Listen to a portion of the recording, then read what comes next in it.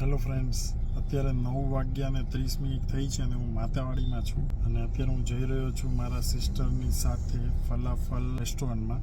એટલા માટે કે 2 દિવસ પહેલાં મારા સિસ્ટર જોડે વાત થઈ, થોડું મને એવું લાગતું હતું બોન્ડિંગની કમી છે. તો મેં એમને પૂછ્યું કે શું છે શું નહીં પ્રોબ્લેમ. તો મને પછી જાણવા મળ્યું કે ભાઈ તમે છે ને મને પબ્લિકમાં બહુ ખીજાવ છો, એટલે મને ખ્યાલ આવ્યો કે મારે ત્યાં ચેન્જીસ કરવાનું છે. પછી મને એ પણ લાઈક થયું કે ટાઈમ ઓછો સ્પેન્ડ કરો છો.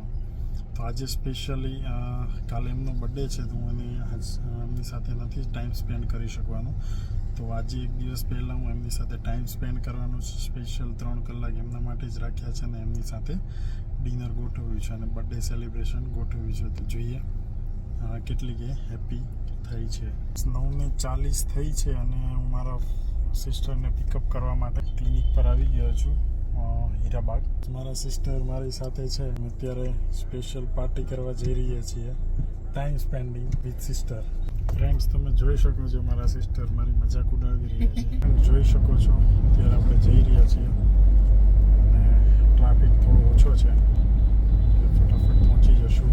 કેકની દુકાનેથી અત્યારે કેક લીધી છે, જોઈ શકો છો. અત્યારે આપણે હોટલ પર પહોંચી ગયા છે, નીચે છીએ. 10:05 થઈ છે. ફલાફલ હોટલના બિલ્ડિંગ પાસે.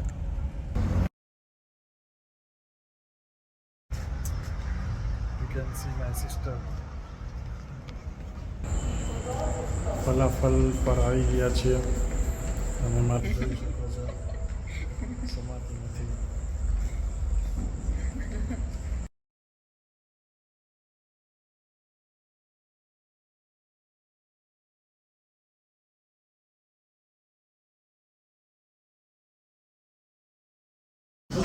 ડિનર આવી ગયું છે, જોઈ શકો છો અમારા ડેનિસા સિસ્ટર કેટલા હેપી છે એના બર્થડે ઉપર.